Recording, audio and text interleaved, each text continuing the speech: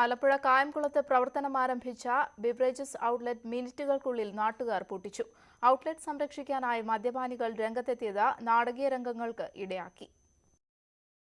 Kayamkulam KSRTC സ്റ്റാൻഡിനടുത്ത് പ്രവർത്തിച്ചിരുന്ന beverage outlet കോട്ടച്ചിറയിലേക്ക് മാറ്റി പ്രവർത്തനം തുടങ്ങി. കച്ചവടം തുടങ്ങി മിനിറ്റുകൾക്കുള്ളിൽ 14,000 രൂപ പെട്ടിയിൽ വീണു. ഔട്ട്ലെറ്റ് കോട്ടച്ചിറയിലേക്ക് മാറ്റി സ്ഥാപിച്ചതിനെതിരെ ആക്ഷൻ കൗൺസിൽ രൂപീകരിച്ച് കാത്തിരുന്ന സ്ത്രീകളടക്കമുള്ള നാട്ടുകാർ പ്രതിഷേധവുമായി എത്തി.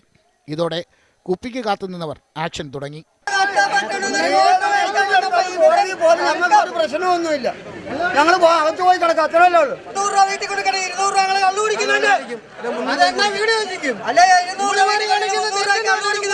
അത് സർക്കാർ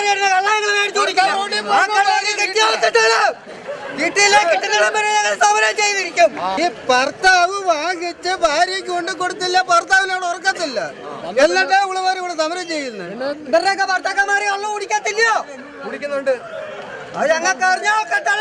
മദ്യപാനികളും ഔട്ട്ലെറ്റ് വിരുദ്ധനും തമ്മിലുള്ള തർക്കം കയ്യാങ്കളിയിലെത്തുമെന്നായതോടെ പഞ്ചായത്ത് അധികൃതർ ഇടപെട്ടു. സ്റ്റോപ്പ് മെമ്മോ നൽകി ഔട്ട്ലെറ്റ് പൂട്ടിച്ചു.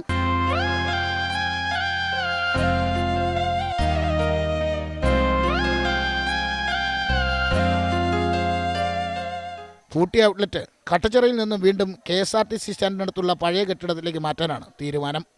ന്യൂസ് 18 ആലപ്പുഴ.